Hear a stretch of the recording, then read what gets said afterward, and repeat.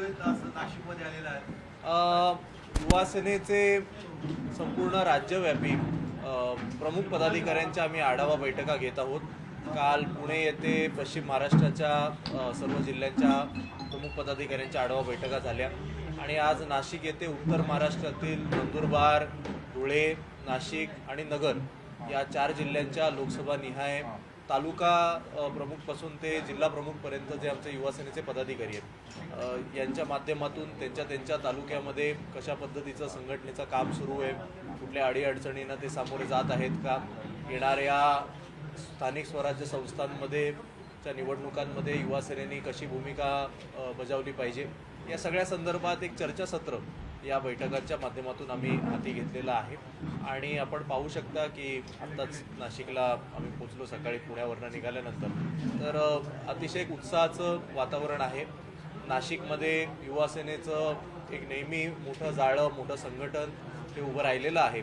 काही नियुक्त्या या आम्हाला आता करायच्या आहेत.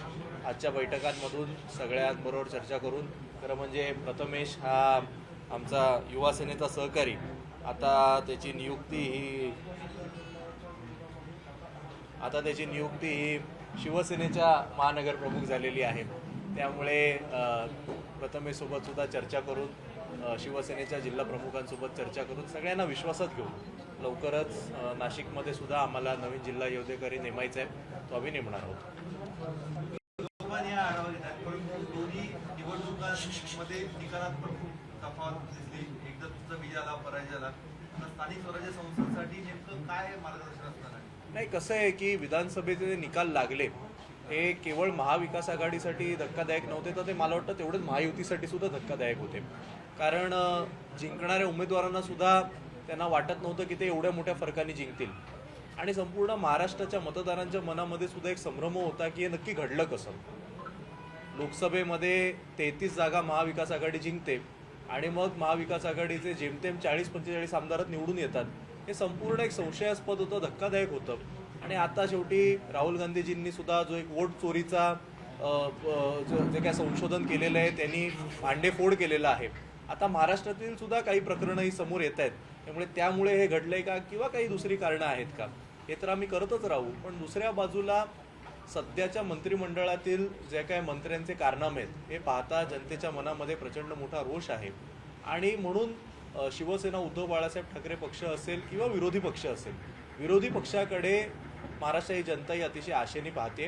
आणि त्यामुळे आम्हाला पूर्ण खात्री आहे की येणाऱ्या स्थानिक स्वराज्य संस्थांच्या निवडणुकांमध्ये, खास करून नाशिकमध्ये, आमच्या पक्षाचे अतिशय चांगल्या यांनी नगरसेवक हे निवडून येतील आणि महापौर सुद्धा शिवसेना, उद्धव बाळासाहेब ठाकरे पक्षच ठरवेल. मुंबईतील कबूतरखान्यावर उच्च न्यायालयात तात्पुरती बंदी घातलेली आहे आणि कंट्रोल फिडिंगसाठी महापालिकेने निर्णय घ्यावा असं त्यांनी म्हटलेलं आहे. नाही, मला एक यामध्ये कळलेलं नाही की शेवटी कबूतरखान्यांवर बंदी का घातली गेली.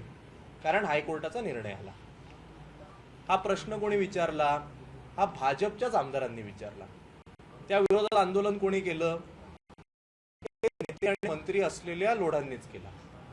जैन समाज जास्तीत जास्त मतदान हे कोणाला पारंपरिक पद्धतीने करत आले? हे भाजपला करत आले. म्हणजे प्रश्न पण यांनीच निर्माण केला.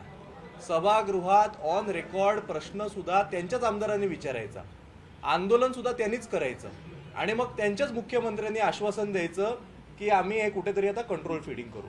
त्यामुळे हा सगळा स्वतःच एखादा प्रश्न निर्माण करायचा, मग स्वतःच त्यावर उत्तर काहीतरी देण्याचा प्रयत्न करायचं, हा सगळा एक नॅरेटिव्हचा भाग आहे. आणि दुसरा माझा असा प्रश्न आहे की तुम्ही एकदा म्हणता की कोर्टाची ऑर्डर आहे म्हणून आम्ही कबूतरखाने आम्ही बंद केले, आणि मग ते बंद केल्याच्या नंतर मीडियाच्या कॅमेऱ्याच्या माध्यमातून आम्ही पाहिलंय की काही लोक तिकडे शस्त्र घेऊन गेले आणि ताडपत्री फाडण्यात आली.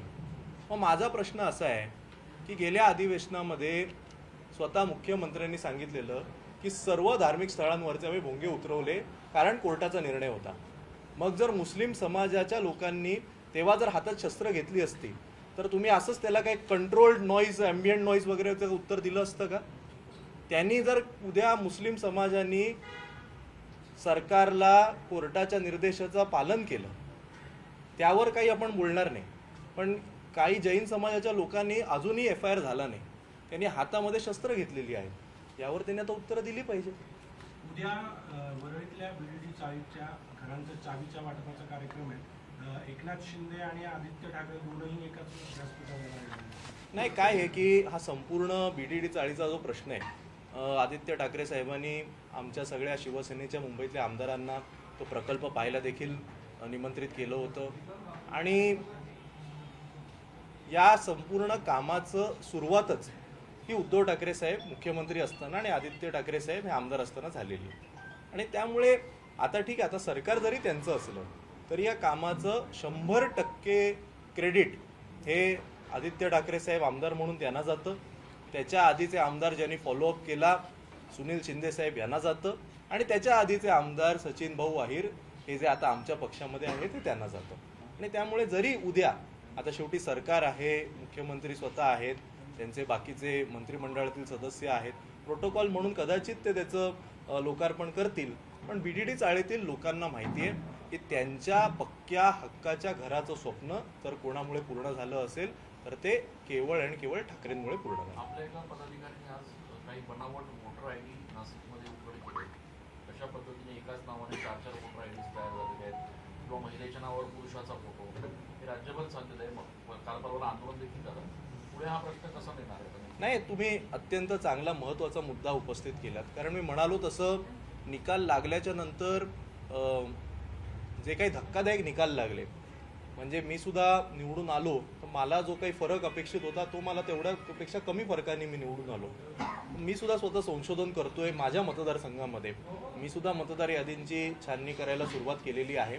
कारण जर स्वतः लोकसभेचे विरोधी पक्षनेते हे काम करू शकतात तर मला वाटतं विरोधी पक्षाचा एक सदस्य म्हणून आमच्या सगळ्यांची सुद्धा ही जबाबदारी आहे की निवडणूक आयोगाने छापलेल्या मतदार यादींची छाननी ही केलीच पाहिजे. आणि इकडच्या जर पदाधिकाऱ्यांनी तसं केलं असेल तर मी त्याचं अभिनंदन करतो.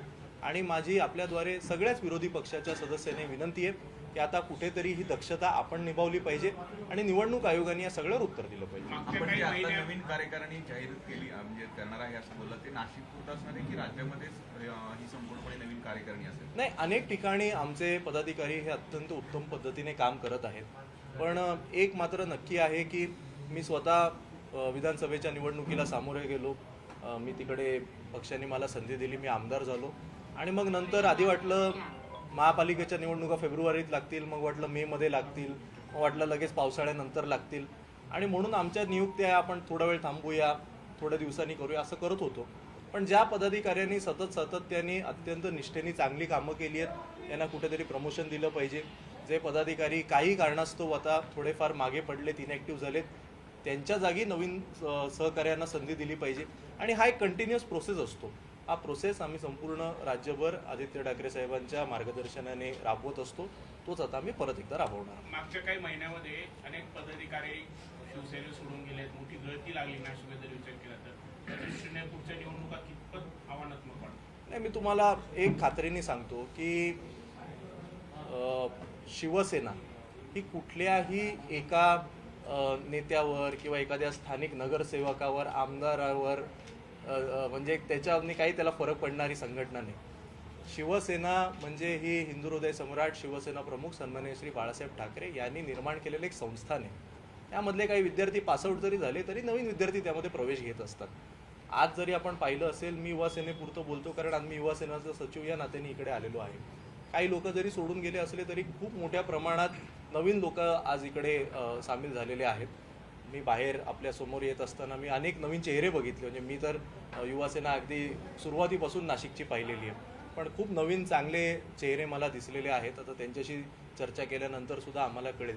आणि त्यामुळे असा काही फारसा फरक पडत नाही. जोपर्यंत मतदारांना पक्षाच्या विषयी आस्था आहे, प्रेम आहे, आमच्या नेतृत्वाबद्दल विश्वास आहे, तोपर्यंत आम्हाला कसली काळजी करण्याची गरज नाही. आगामी स्थानिक स्वराज्य संस्थांच्या ज्या निवडणूक होत आहेत त्या निवडणुकांमध्ये महाराष्ट्र नवनिर्माण सेना आणि तुमची शिवसेना यांची युती होईल अशा प्रकारची चर्चा सुरू आहे. आणि तुमच्याही कार्यकर्त्यांना आता आशा आहे की राजसाहेब ठाकरेंबरोबर जावं.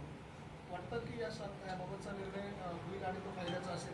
शेवटी बघा कसं आहे की जवळपास 20 वर्षानंतर उद्धव ठाकरे साहेब आणि राज ठाकरे साहेब हे एकत्र आले, एका व्यासपीठावर आले, हे अत्यंत महत्त्वाचं आहे आणि अतिशय आनंदाचं सुद्धा आहे. त्यानंतर उद्धव ठाकरे साहेबांच्या वाढदिवसानिमित्त त्यांना शुभेच्छा द्यायला राज ठाकरे साहेब हे स्वतः मातोश्री बंगल्यावर आले, हे सगळे अतिशय पॉझिटिव्ह संकेत आहेत. शेवटी आता युती करायची, मग किती जागा द्यायच्या, किती जागा घ्यायच्या, या मला वाटतं 2 पक्षाचे जे प्रमुख आहेत हा निर्णय तेच घेऊ शकतात. पण कार्यकर्ते म्हणून हे दोन्ही क्षण, म्हणजे जो मोर्चानंतरचा जो विजय मेळावा झाला तेव्हा दोघांनी एकत्र व्यासपीठ शेअर करणं असेल, किंवा राज ठाकरे साहेब जेव्हा शुभेच्छा द्यायला मातोश्रीवर उद्धव ठाकरे साहेबांना द्यायला आले, हे दोन्ही क्षण शिवसैनिक म्हणून आमच्यासाठी असतील किंवा मनसेचे मनसैनिक म्हणून असतील, हे अतिशय आनंदाचे क्षण होते. ज्या येणाऱ्या महापालिका निवडणुका आहे, नंतर पक्ष गट मोठ्या प्रमाणात गळती झाली, पक्ष फुटला, त्यावेळेला युवा ब्रिगेड पक्षासोबत राहिली. महापालिका निवडणुकीमध्ये या युवा ब्रिगेडच्या युवक कार्यकर्त्यांना संधी दिली जाणार का, पुन्हा जे बाहेरून येतील त्यांना उमेदवारी दिली जाणार? युवा ब्रिगेड जी तुमच्या मागे उभी आहे सगळी, ही पडत्या काळात नाही होती, यांना निवडणुकीत संधी मिळेल का? नाही, कसं असतं की मला वाटतं निवडणुकीमध्ये सगळ्याच पक्षांमध्ये इलेक्टिव्ह मेरिट हे पाहिलं जातं. जर युवा सेनेचे आमचे पदाधिकारी हे चांगल्या पद्धतीने युवा सेनेचं संघटन वाढवत असताना स्वतःच्या प्रभागामध्ये सुद्धा काम करत असतील, जनमानसामध्ये त्यांच्या अडीअडचणी सोडवण्यासाठी प्रयत्न करत असतील, तर 100% इकडचं जे आमचं स्थानिक नेतृत्व आहे हे त्यांना सुद्धा संधी देईल. पण मी परत एकदा सांगतो, युवा सेनेचा असा वेगळा कुठलाही कोटा नाही, तो विषय आमचा नाही, तो निर्णय शिवसेनेचे नेते घेतील. पण युवा सेनेचे जे चांगले कार्यकर्ते, जे पदाधिकारी गेले अनेक वर्ष संघटनेमध्ये कार्यरत आहेत आणि त्यासोबतच जर ते त्यांच्या प्रभागात चांगलं काम करत असतील, तर यापूर्वीसुद्धा 2017मध्ये सुद्धा आम्ही संधी तशी दिलेली आहे. मुंबई महानगरपालिकेसारख्या सगळ्यात मोठ्या महाराष्ट्राच्या महानगरपालिकेमध्ये सुद्धा युवा सेनेच्या अनेक पदाधिकाऱ्यांना तिकीटंसुद्धा मिळाली, ते पुणे नगरसेवकसुद्धा निवडून आले. आणि त्यामुळे हा निर्णय हा सर्वस्वी तुमच्या कामावरचा बेस्ड असेल, त्यावर कुठलाही कोटा नसेल, चांगलं काम असेल, तर मला खात्री आहे की पक्ष त्यांना संधी देईल. मुंबईमध्ये धनंजय मुंडे यांचं निवासस्थान आहे, तरी शासकीय निवासस्थान त्यांना सोडवत नाहीये. आधारचं कारण सांगताय, ताबा त्यांच्याचकडे आहे. आता 6 महिने झाले त्यांना मंत्रिपदाचं राजीनामा. नाही असेल, मला माहिती नाही, पण त्या तुम्ही आत्ता सांगितल्यावरच मला कळलं. ठीक आहे, प्रत्येक विषयावर काय आपण भाष्य केलं पाहिजे असं मला वाटत नाही. असं असेल तर त्यांनी ते सोडावं. एकीकडे ठाकरे बंधू आगामी महापालिका निवडणुकीच्या अनुषंगाने एकत्र येत आहेत असा अंदाज आहे, पण दुसरीकडे काँग्रेस नेते विजय वडेट्टीवार असं म्हणतात की आगामी महापालिका निवडणुका ही काँग्रेसने एकटी लढली पाहिजे. म्हणजे एकीकडे ठाकरे बंधू एकत्र येत आहेत आणि काँग्रेस लांब जाते असं वाटतं? नाही, असं अजिबात नाही आहे. परवा इंडिया आघाडीच्या तुम्ही बैठकीत बघितलं असेल तर सगळे एकत्र होते. त्यानंतर राहुल गांधीजींनी जो मोर्चा काढला होता त्यामध्ये सुद्धा सगळे खासदार हे एकत्र होते. महाविकास आघाडीमध्ये सुद्धा जे आत्ता 10-15 दिवसापूर्वी पावसाळी अधिवेशन झालं त्यावेळी आम्ही सगळे आमदार एकत्र होतो. आणि शेवटी स्थानिक स्वराज्य निवडणुकांमध्ये कसं लढायचं, काय लढायचं हा नेतृत्वाचा विषय असतो. काँग्रेसच्या नेत्यांनी काय विधान केलं यावर मी बोलणं मला उचित वाटत नाही. मला असं वाटतं की कोणासोबत युती करायची, कोणासोबत आघाडी करायची हा सर्वस्वी पक्षाच्या वरिष्ठ नेत्यांचा निर्णय असतो, त्यावर मी काही बोलणार नाही. पण तुम्ही जर मला विचारलं की काँग्रेस लांब जाते का, तर तसं सुद्धा मला वाटत नाही. 15 ऑगस्टला कत्तलखाने बंद ठेवण्याचा निर्णय मोठ्या महापालिकेत घेण्यात आला, कसं बघताय? नाही, सकाळी मला वाटतं सकाळी किंवा काल आदित्य ठाकरे साहेबांनी सुद्धा यावर नाराजी व्यक्त केलेली आहे. कारण शेवटी 15 ऑगस्ट आणि नॉनव्हेज न खाणं या 2 गोष्टींचा आपण कसा काही संबंध जोडतोय हेच आपल्याला कुठे कळत नाही. आणि त्यामुळे भाजपची विचारसरणी म्हणजे देशाची विचारसरणी हे असं होऊ नये. आज शेवटी प्रत्येकाने कोणी काय खायचं, कसं राहायचं, कोणते कपडे घालायचे हा प्रत्येकाच्या एक स्वातंत्र्याचाच भाग आहे आणि तोच स्वातंत्र्य दिन आपण सगळे साजरा करणार आहोत. आणि त्यामुळे काय खायचं या स्वातंत्र्यावर सुद्धा कुठेही गदा आणू नये. हा निर्णय काँग्रेसच्या काळामध्ये झाला असा दावा भाजपकडनं केला जातो. ते प्रत्येक गोष्टीला काँग्रेसलाच जबाबदार धरतात. 11 वर्ष यांनी काय केलं तर त्याच्यावर त्यांनी बोललं पाहिजे. काय झालं की नेहरूंपासून जुन्या काळापर्यंत जातात, आता बास झालं. ते जर सगळं काँग्रेसच करते मग यांना मतदान कशाला करतात लोक? बरोबर. मराठीचा मुद्दा हा घेतलेला होता. एक शेवटचा प्रश्न, कबूतर खाण्याविषयी मराठी माणसं जेव्हा एकवटली त्यांच्यावरती कारवाई नाही झाली, पण जैन धर्मियांच्या वेळी शांत होते. बोललो ना तू पण.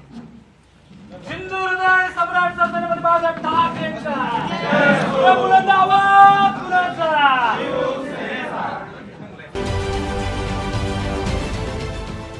देश विदेशातील प्रत्येक घडामोडींचे लाईव्ह अपडेट मिळवण्यासाठी आता साम टीव्हीच्या सर्व सोशल मीडिया प्लॅटफॉर्मला लाईक, फॉलो आणि सबस्क्राईब करा. तसंच सर्व नोटिफिकेशनसाठी बेल आयकॉन प्रेस करायला विसरू नका.